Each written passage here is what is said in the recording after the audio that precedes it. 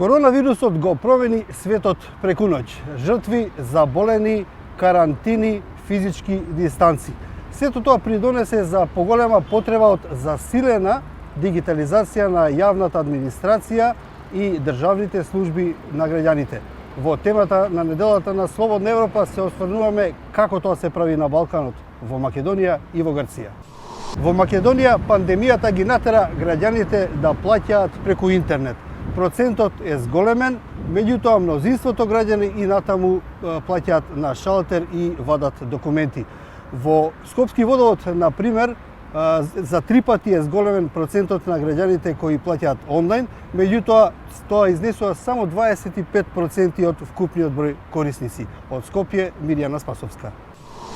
Луѓето избегнуваат да доаѓаат пред шалтерите во време на пандемија, ни потврдија дел од случајните минувачи во Скопје со кои разговараше Радио Слободна Европа.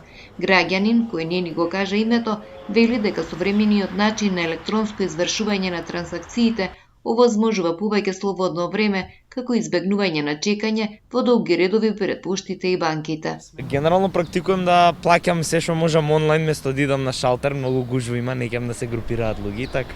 Можеш пола од финки да ги запослиш, да им даеш хонорар ако не ништо друго и одма ќе ти направат цела онлайн инфраструктура за онлайн плаќање за апсолутно све. Ниту една од установиве не се толку потребни, како објекти само постојат. Церемонијално според мене сега во новата ера. Сепак не се снаоѓаат сите подеднакво добро во време на дигитализацијата. Главно тоа се во возрастните граѓани. Лазар Крстевски објаснува дека не е целосно уверен оти онлайн плаќањето е безбедно. Тој вели дека одејќи до некои од шалтерите има и можности да се прошета, а поради пандемијата тоа го прави, избегнувајќи ги термините кога има најмногу гужви. Едноставно немам доверба, зашто се случуваат многу манипулативни работи, сум слушал. Може би понатака сега уште можам да одам, да излегувам, може би понатака ќе преидам на онлайн. За сега одлучив вака. И времето да прошетам малце, ми дозволуваат, ми сугерираат да шетам на мои години ради тоа. Може би најповеќе ради тоа. Во Македонија засега не постои унифицирана база со сите податоци за услуги и затоа не е познато колков е процентот од граѓаните кои ги користат услугите електронски.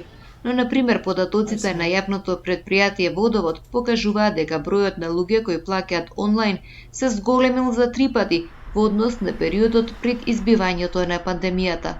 Сепак, Стефан Вангелевски, раководител на финансии во Водовод и канализација, наведува дека плаќање користат околу 25% од нивните корисници. За жал се уште е поголем бројот, би рекол негде 75% што уште ја плаќаат сметката дали во пошта, банка, електронски во банка, ама она што е на сајт на Водовод, преку апликација на Водовод и користење на алатка да плати брзо што е исто така. Електронско плаќање има зголемување значително периодов што пак. Мила Јосифовска-Даниловска од невладината организација Метаморфозис потврдува дека пандемијата ја забрзала дигиталната трансформација, но нагласува оти сепак како држава се уште сме во почетна фаза. Таа посочува дека на националниот портал за услуги може да се види дека во моментот има 31.505 регистрирани корисници, што во споредба со бројот на граѓани е само околу 1,5% од населението. Дополнува и дека е неизвестно и колков број од регистрираните корисници воопшто ги користат услугите од порталот, кои во моментот се 150 на број и кои според Јосифовска не се целосно дигитализирани. Едноставно кажано, граѓаните тешко дека можат да добијат документи со само едно кликнување на интернет, бидејќи државата обезбедува ограничени услуги и потенцијалот на порталот не се користи целосно. За малиот број на регистрирани корисници на порталот за услуги, според Јосифовска, влие и на информираноста на граѓаните за порталот и придобивките кои ги имаат ако ги користат, ниската дигитална писменост кај одредени категории на граѓани, но и нивната недоверба во институциите.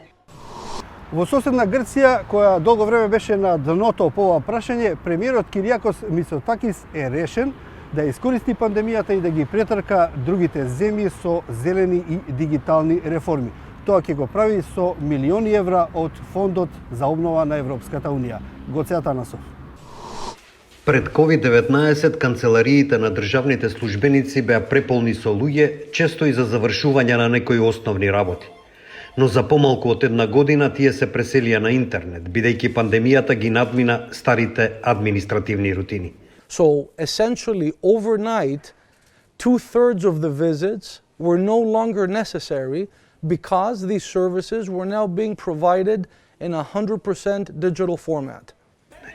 Преполн со илјадници папки и сини картички за регистрација што се истураат врз работните маси и подот, ходниците на зградата, каде што зборуваше, се уште нудат застрашувачка визија за предизвикот за ремонт на јавните услуги во Грција. Но конзервативниот премиер Кириакос Мицотакис вели дека е решен да искористи пандемијата за да ги претрка другите земји со зелени и дигитални реформи. Грција долго време беше скоро на дното на рангирањето на дигиталната економија на Европската Унија, но пандемијата и милијардите евро од Фондот за обновување на Европската Унија може да ги забрзаат промените. Околу 6 милијарди евра, петина од 32 милијарди фондови за обновување на Европската Унија, што ќе ги добие Грција, се наменети за транзиција. Околу 400 проекти од мрежи на оптички влакна до зајакнување на сајбер безбедноста и подобрувањето на вештините се прикажани во Библијата за дигитална трансформација од 2020 до 2025 година. Слични ветувања за трансформација се слуша и порано, но со години наталожената бирократија, како и должничката криза, што ги десеткуваше инвестициите, нема да бидат решени лесно. Јавните канцеларии престанаа да користат факс машини само на почетокот на оваа година. Брза интернет врска нема, а античките компјутери со големина на кутија, што работат на софтвер од 90-тите години, се вообичаени. Even before the pandemic, at least 80% of our services were digital. So it's a long process, and of course, the pandemic was an accelerator. Вели Јорго Спицилис, шеф на независниот орган за јавни приходи во една од модернизираните канцеларии на власта во Атина, каде што видеоповиците во голема мера ги заменеа личните посети. Νομίζω ότι είναι πάρα πολύ σημαντικό και για μας σαν υπάλληλοι, γιατί τόσα χρόνια είχαμε όλο αυτό το αρχείο, το φυσικό αρχείο που λέμε, τώρα είναι όλα ηλεκτρονικά, δεν χρειάζεται και όλο αυτό βέβαια δεν καταναλώνουμε χαρτί. Во другите области напредокот е поваен. За многу пензионери потврдата за бенефиции за пензија вклучува долги сесии со службено лице кој користи хартија и калкулатор за да открие како последователните реформи, имало најмалку 13 за време на финансиската криза, влијаеле врз нивните права. Многу потврди доцнат со години. The good thing with digital transformation is that you do not necessarily need you do not need tons of physical capital. You need more human capital. And in that regard, one can be optimistic that Greece can transform itself. Тоа беше се ово издание на темата на неделата на Слободна Европа. Следете не на slobodnaeuropa.mk и на нашите социјални мрежи.